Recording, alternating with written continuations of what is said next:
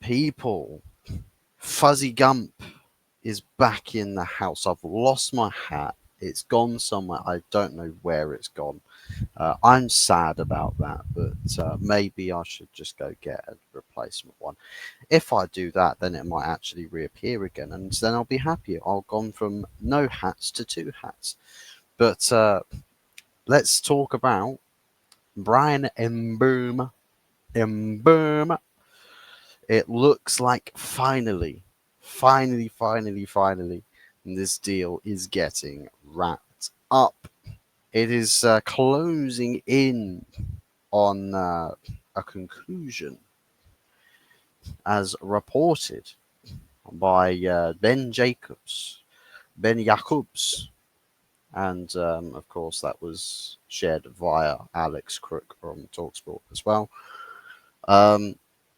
That he's heard that Manchester United have now improved their offer for Brian Mbeumo to over £60 million.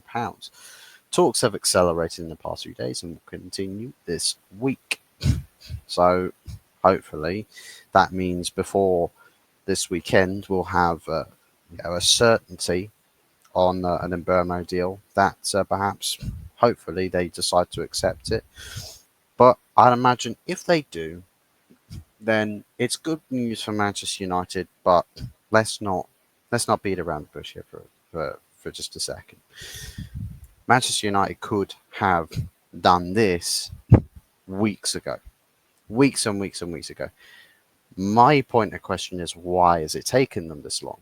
Why have they dragged this out? Because let's just acknowledge one very important fact here. Brentford wanted this transfer fee from the very start.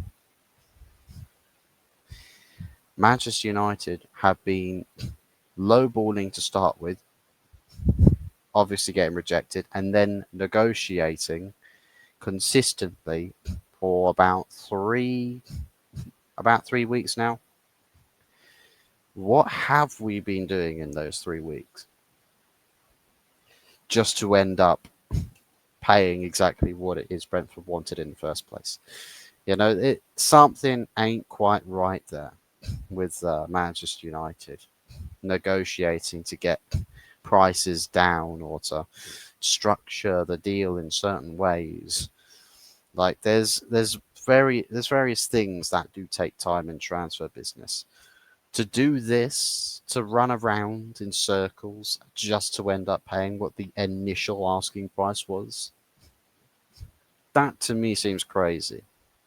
It really, really does.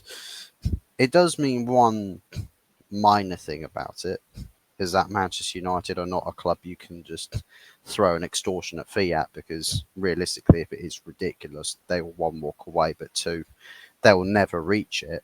So at least it's not like United of old. Clubs know that they can royally take the piss with the price points of players. This is, I think, is a somewhat reasonable deal, price-wise, value for money. I do think Brentford, you know, judging by the way that their club is going at the moment, it's not looking too hot. The future does not look too bright. The replacement for Thomas Frank is very underwhelming. In the process of about to be losing their best performing player, going to be difficult to hold on to other players. And just on the whole, Brentford, I think now that they've sorted their manager situation out by the looks of it, though it's not a good resolution, they'll opt to sort of like finish off this Brentford, this Mbeumo sale, and focus on what the new manager, wants to do in terms of player recruitments, who he wants to go after. So looks like Manchester United finally, after all is said and done, have gone right the way around in a massive circle and have ended up straight at the point that they were told that they would end up at the very start. So let me know what your thoughts are on that, and whether you think it's just more clubs BSing to their fan base about all the amazing things that they do in the transfer business, in transfer windows. Another piece of news, one that to me kind of makes a little bit no sense why we're looking at this deal Um, don't even know why this is a thing, but according to Matt Law from the Daily Telegraph, Chelsea and Manchester United have or are considering a potential swap deal this summer involving Christopher Nkunku and Alejandro Garnacho, moving in opposite directions. Now, I think at first half the people will not see this deal exactly for what it is, and will just be like, yeah, get him out of the club, get him out of the club. Trust me, I want that as much as the next person. Posting a picture of him in a Marcus Rashford Villa shirt. He could have worn a Marcus Rashford Man United shirt, from way back when, and said, "Look, I love this guy and everything." I mean, we've had people debunk that there was ever a good relationship between Garnacho and Rashford. Apparently, there wasn't.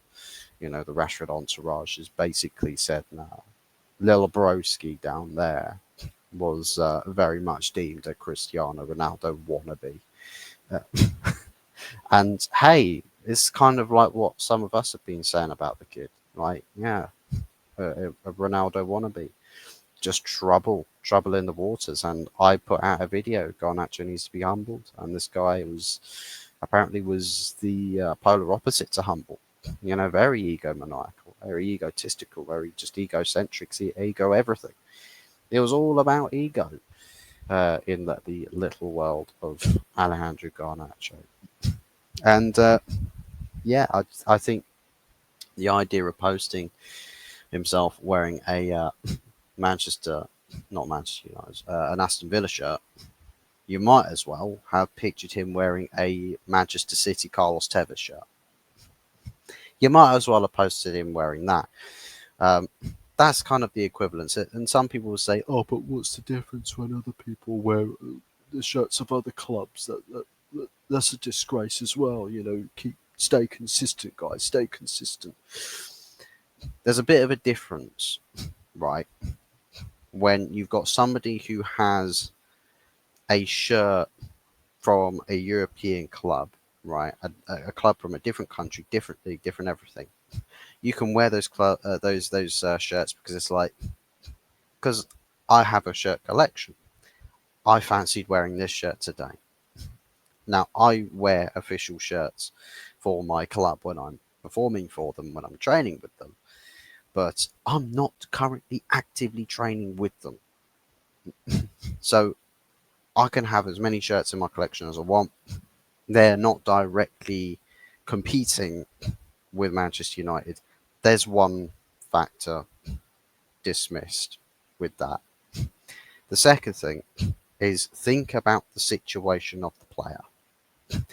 Is Are guys like Dorgu? I think it was Dorgu and Ahmad had been pictured um, wearing other club shirts.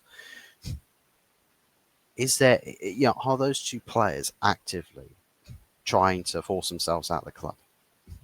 No, not actively trying to force themselves out of the club. So fans aren't really going to be too bothered about what it is they're doing. They're not under the microscope. Garnacho is. The guy wants to leave. He wears a shirt of another Premier League club with a name on the back of another Manchester United player that went on loan there, but also wants out from this club also. That's basically not just one middle finger put up at the club, it's two. He's gone and stuck two up. He's gone, here's one for the Aston Villa shirt, and here's one wearing a name on the back of a player that also wants out from your club. So that's how I feel about it. I don't know if you guys feel any different about it or whether you think that it's just blown out of proportion. But I just think it's Garnacho sealing his fate all the more. And it's like, well, if we didn't already know that we were trying to sell you and getting rid of you, now we really do. So, yeah, the thing that doesn't make any sense about this, though, is we want to sell him to get money. Yeah, we want some pure profit sales. Targeting a deal on just principle in terms of player quality to player quality alone, there is a world where that's really reasonable, where Garnacho goes one way and Nkunku goes the other.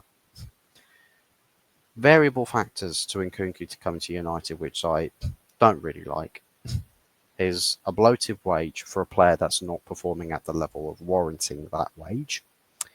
The age profile with the injury record he has, if he was older but quite reliable in terms of fitness and availability, I'd be like, hey, I'll take my chances on that. There's those two issues, and the idea that this is a pure profit player sale that you're sacrificing to swap directly for another player, to me doesn't feel right. Something is not, like, the numbers, crunching the numbers on this feels like it wouldn't come back to a very good conclusion. Now, some people might say you should definitely do it. Some people will say we just need to get rid of Garnacho. He's a problem in the dressing room. Would Christopher Nkunku be a problem in the dressing room? Maybe not as much, but who knows with Christopher Nkunku? I've not, a Chelsea fan could give us more of an insight as to how Nkunku's conduct has been at the club since he's been there. But to, to me, on the basis of a deal, doesn't really make any sense to me. And therefore, I wouldn't prioritise this. I would focus on just getting Garnacho sold, get the money into the transfer kitty, and look at other player sales as well. We've got the Mbeumo deal wrapping up. We now need to jump onto the Garnacho sale as well. As well as that, try and find Rashford a club to be sold to. The Sancho deal, there's a little bit on that. I might as well do a couple of. I might as well do a short video with the news around Casemiro and also Jadon Sancho, because that looks like there's the rumor mill around Sancho at the moment has increased. So yeah. Hold on 1 second.